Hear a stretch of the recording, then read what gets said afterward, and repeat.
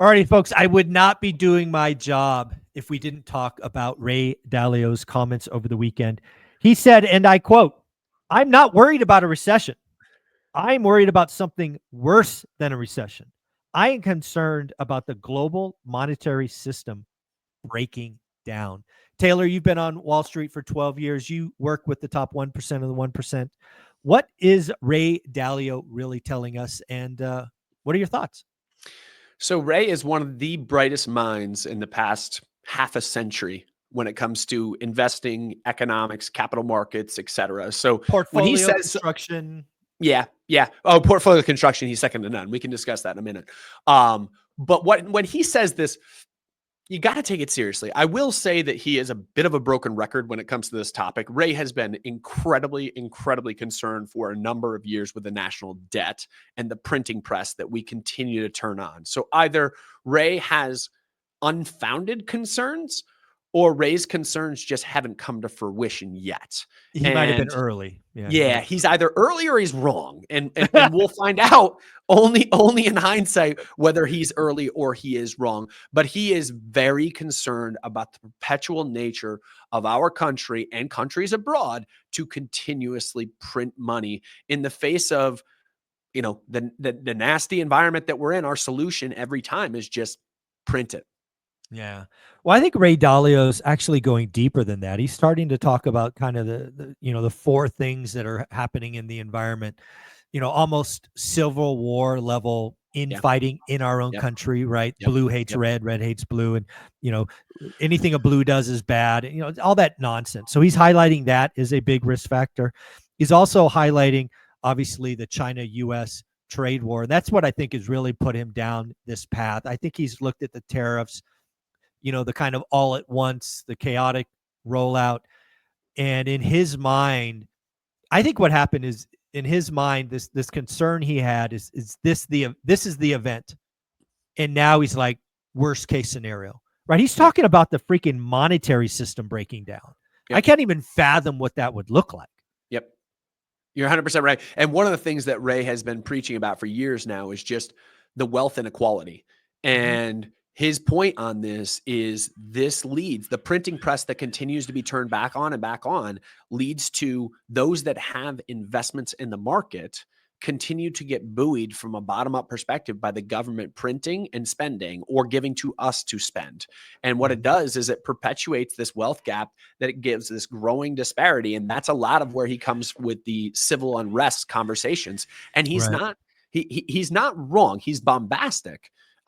Is he wrong is up for debate at this point. And again, his thoughts haven't come to fruition, but it doesn't mean they can't. No. Again, I think you're right. I think your context, is he wrong or is he early, is very fair. And I will say that there are more signs that he is his concerns are valid, right? Some of the stuff that he's been talking about for 5 or 6 or 7 years really fell on deaf ears. But if you kind of take the context of the last 12 months, certainly the last 6 months, you're like, gosh, I could see what he's talking about. Yeah. And it's interesting. We have not a ton of international clients, but we have international clients both in Canada and in Europe, and then 1 or 2 in Southeast Asia. And it's funny to get all of their different interpretations of what they think about our stance now. And what has come up is some of them are understanding. I would say 50% of them are just understanding. And then the other 50% are pissed off. And they look at this as, we've been, like the Canadians that we have as clients, they look at this and they say, we've been good partners to you. Like, why are we getting slapped right now? Yeah. Yeah, it's really interesting, because one of the things that I put out there in the last since Liberation Day that's not being discussed about is we're damaging the U.S. brand. Correct.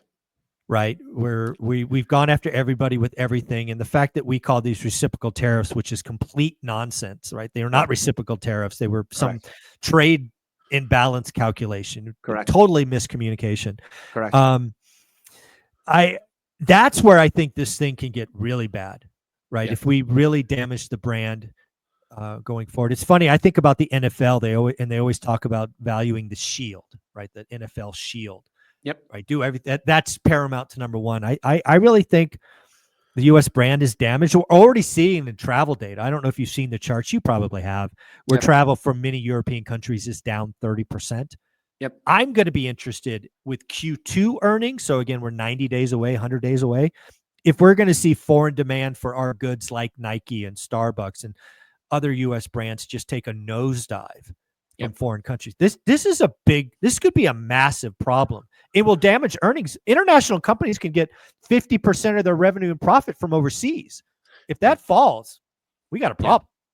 I think one of the things that you're highlighting here that has been going back to one of our other videos, just talking about the miscommunication that's come out of the administration on this, is you just went back to the formula that they had to generate what our tariffs that we're paying are. And that was all predicated on, to your point, trade imbalance. So it was a very kind of convoluted way to essentially end up with, hey, are we buying more of their goods? Are they buying more of our goods? And at the end of the day, like, we need to be, and this is nerd stuff, but I get it. We need to know this nerd stuff. Are we targeting trade imbalances? Or are we targeting unfair trade? Because we are the larger country. we are going to purchase more from most folks. Yeah, that's how it works. Our economy is bigger. We have more money to spend on others' goods than they have to spend on ours, and vice versa. Mm-hmm. Yeah. But going back to Ray Dalio's concern, again, when you think about the monetary system breaking down, I've been thinking about this for a while because I knew that you and I were going to talk. And when I try to put that big, scary headline into littler pieces, to me, one of the things that happened is the dollar loses reserve currency, or at least gets an equal. Maybe it's BRICS, maybe it's something else.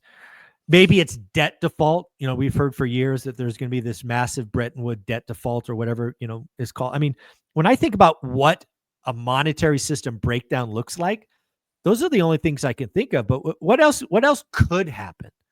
I think the dollar is the big one, right? So if we lose dollar reserve status, it sends us into an absolute tailspin. The reason that we're able to just continue to print is because everyone has to trade in US dollars. International trade between Ireland and the UAE happens in dollars for the most part.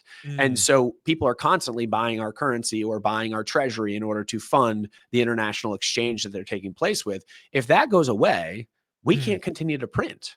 And then what happens is our debt servicing costs explode, because if we don't have that natural foreign buyer, and buyer domestically and foreign, what happens is you take a 10-year treasury from 4.25%, 4.5%, where it sits today, to all of a sudden then it goes to 6, 7%.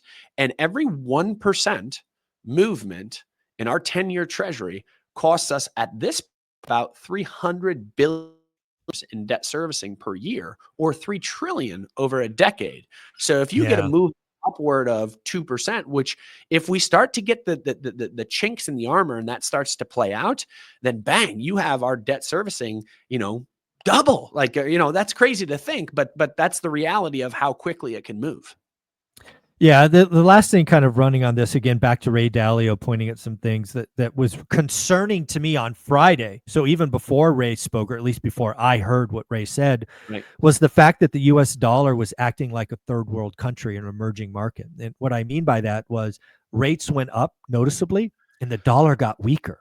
Dude, that's not supposed to happen. That's not good. That's not good. Yeah. But at the same time, in periods of exogenous events, correlations come apart to their typical norm. So I think we are looking at things under a hyper microscope right now and broaden things out, like even more broad asset class wise. So like you had stocks selling off and US treasuries selling off simultaneously. Yeah. That doesn't happen. When stocks sell off, people buy treasuries because they're a safe haven asset. What happened there was you had, I think, a confluence of a couple events. You had foreign governments that stepped in and they said, hey, we don't want these tariffs. And one of the combatant tools that we have to do so is just to dump some treasuries onto the market, cause their debt servicing to go up. That will back them off a little bit. And it did. Trump, I honestly think that was the largest component of why Trump pivoted. Was just no question. Hey, the 30-year popped to 5%. Oh yeah. And so that happened. And then just when you get a leveraging squeeze, which is a deleveraging squeeze rather, which is what we experienced, people don't just sell stock. They sell anything they can get a good price on. And so Yeah. you had that massive treasury purge happening from hedge fund leveraging. So Mm. again, these wonky events happen. Broadly speaking, like there is some argument to be made in short term that a weaker dollar helps. You know? No question. But it's the weaker dollar and the higher rates. Oh yeah. No argument that we don't want that scenario playing out. That's not 100% good. correct there. Yeah. Yes. No, You're right. I agree. A weaker dollar would be, frankly, a welcome reprieve. It would actually make the tariffs less painful. Correct. So again, I like the point. Again, this was a very much a micro focus. It was over 3 or 4 days.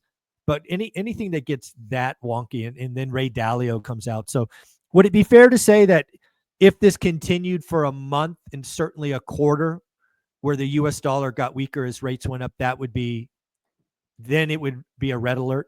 Sorry for my smirk because this is not a funny topic, but I just love your constant ability to peg me. Peg me on something. And not just me, your other guests as well. But you also peg yourself on stuff. So credit to you on that front.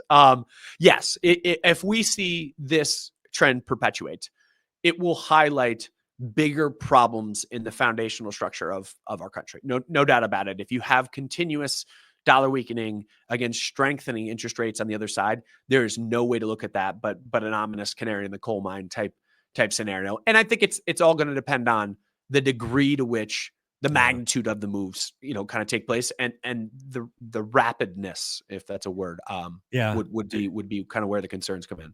Yeah, a couple of weeks ago we were talking about this, and we were giving Scott Bessent some flowers. Right, he was focused on bringing the 10-year note down. It got down as low as 3.9 or 3.91.